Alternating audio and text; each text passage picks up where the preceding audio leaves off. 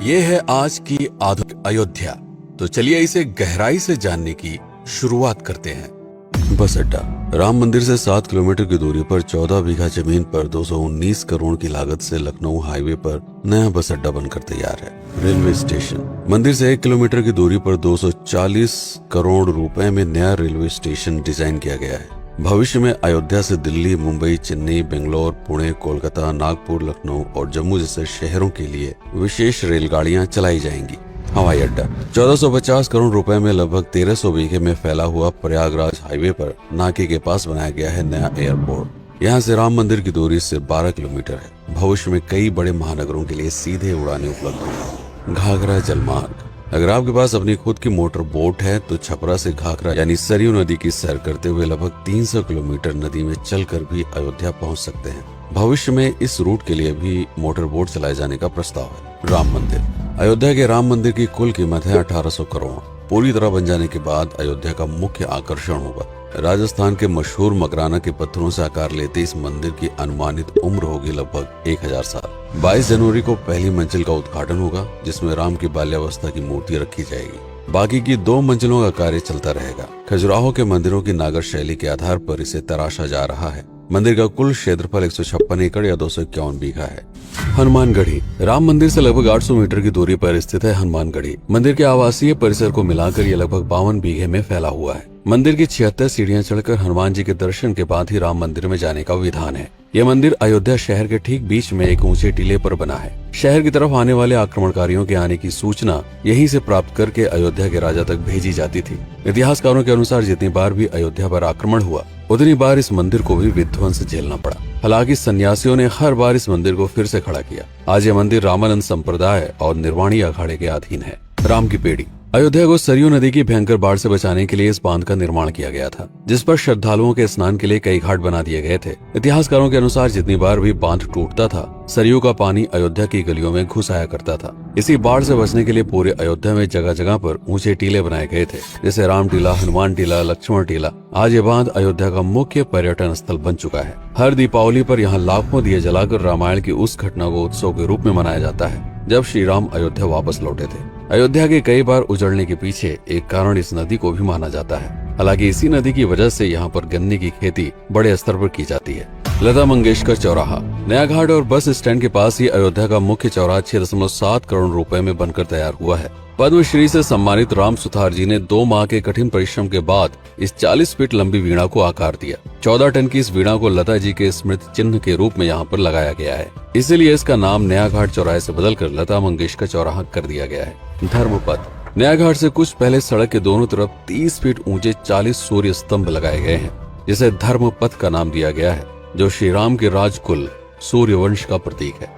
दशरथ समाधि स्थल। नए बस अड्डे के बगल से एक पतली रोड कछार से आगे बढ़ते हुए लगभग 12 किलोमीटर दूर ले आती है दशरथ समाधि स्थल, जो बिलहर घाट पर मौजूद है, जिसके बारे में मान्यता है कि यहाँ पर राजा दशरथ का दाह संस्कार हुआ था। राम मंदिर के साथ ही इस जगह को भी पर्यटन स्थल के रूप में विकसित किए जाने की योजना पर कार्य चल रहा है। भरत कुंड। अयोध्या से 15 किलोमीटर दूर है नंदीग्राम। यहाँ मौजूद तालाब को भरत कुंड कहते हैं। मान्यता है कि इसी जगह से भरत ने पूरे अयोध्या का राज कार्य संचालित किया था। पर्यटकों के लिए इस स्थान को भी विकसित किया जाएगा। गुप्तार घाट। राम की बेड़ी से सरयू नदी के किनारे चलते हुए 10 किलोमीटर दूर स्थित है गुप्तार घाट। ये कैंट एरिया में पड़ता है। इस जगह को श्री राम के जल समाधि के रूप में महत्व दिया जाता है। इसके अलावा अयोध्या नगर में हर गली में कई विशेष मंदिर हैं, जिनकी अपनी मान्यताएं हैं, कथाएं हैं, विशेषताएं हैं। पूरी तरह से विकसित हो जाने के बाद नई अयोध्या को पूरी तरह से जानने के लिए, इसका आनंद लेने के लिए कम से कम 3 दिनों तक यहाँ रुकने की आवश्यकता है। देश विदेश से ज्यादातर पर्यटक भारत आते हैं उत्तर प्रदेश में आगरे का ताजमहल देखने और प्राचीन नगर काशी और सारनाथ घूमने। प्रश्न ये है कि अयोध्या घूमने और श्री राम का मंदिर देखने के लिए भला विदेशी क्यों आएंगे? और इसका कारण है भारत में लिखी गई राम कथा की सबसे पहली और प्राचीन पुस्तक रामायण। भारत में रामायण के अलावा कंबोडिया में रीमकेर, थाईलैंड में रामकियन जो कि वहाँ की राष्ट्रीय पुस्तक है, इंडोनेशिया में ककनिक, नेपाल में भानुभक्त रामायण जैसी पुस्तकों में वाल्मीकि की रामकथा से प्रेरणा लेकर इसे अपने अपने देश की संस्कृत के हिसाब से फिर से लिखा गया है। पात्रों के नाम, कुछ नई घटनाओं के अलावा मूल रामकथा सभी में एक जैसी है। इसके अलावा भारत में ही रामकथा को लेकर संस्कृत में 7 संस्करण, हिंदी में 3 संस्करण, गुजराती में 47, उड़िया में 14, तेलुगु में 5, कन्नड़ में 4 और अन्य भाषाओं में लगभग 17 संस्करण मौजूद हैं। इसके अलावा लिखे गए नाटक, कविताएं आदि को भी अगर मिला दिया जाए तो इस दुनिया में 300 से अधिक तरह से राम कथाएं बार बार लिखी गई हैं। इन सभी राम कथाओं पर कई विशेषज्ञों ने समय समय पर अध्ययन किया और अपने विचार दिए। Father Camille Bulcke, Hermann Jacobi, Wendy Doniger, Edward अल खरर, Alf Hiltebeitel, Paula Richman, Aubrey Menen, Ramesh Menon, Radha Vishwanath, Shantanu Gupta, Meenakshi Jain, Lala Sitaram, Swami Gyanananda Saraswati जैसे कई लोगों ने समय समय पर राम कथा को लेकर गहन शोध किया और इसमें छिपे हुए मूल कथा के साथ ही इसके इतिहास को समझने का प्रयास भी किया। राम कथा थी कौशल प्रदेश के द्वारा किष्किंधा और लंका पर विजय प्राप्त करने की पहली बार एक अखंड भारत के निर्माण की। रामायण महत्वपूर्ण इसलिए हो जाता है क्योंकि ये अखंड भारत युद्ध से अधिक व्यक्ति के आदर्शों, सूझबूझ, मित्रता जैसे गुणों से स्थापित हुआ। रामायण एक ऐसा डॉक्यूमेंट है जो ये समझाता है कि भारत पहली बार एक कैसे हुआ। इसलिए ये गाथा न तो कभी भुलाई जा सकती है और न ही कभी मिटाई जा सकती है। और आज की अयोध्या उसे अखंड भारत का एक प्रतीक है, अपनी संपन्नता के कारण जिसने समय समय पर बाहरी आक्रमणकारियों का भी सामना किया। अयोध्या की इसी संपन्नता ने यहाँ पर मुगलों को भी आकर्षित किया। महात्मा बुद्ध भी यहाँ पर रुके, सिखों के गुरु साहब भी आए और जैन धर्म के तीर्थंकर भी। सिर्फ आए ही नहीं बल्कि उनके अनुयायी यहीं पर बसते चले गए। अयोध्या कितनी बार बसी, कितनी बार उजड़ी, इसके बारे में बहुत अधिक प्रमाण उपलब्ध नहीं है। सूर्यवंश के पतन के साथ ही अयोध्या का भी पतन होता रहा। बीच में कई सौ सालों तक अयोध्या मानो विलुप्त सी हो गई। इसका कारण क्या था, इसका कोई प्रमाण नहीं है। अयोध्या को फिर से खोजकर उसे स्थापित करने में बार बार राजा विक्रमादित्य का नाम आता है, लेकिन विक्रमादित्य एक उपाधि है जिसे कई राजाओं को दिया गया था। तो ये कहना मुश्किल है कि किस कालखंड के कौन से राजा ने यह कार्य किया। कुछ विशेषज्ञों का मत है कि यह काम उज्जैन के राजा विक्रमादित्य ने किया होगा।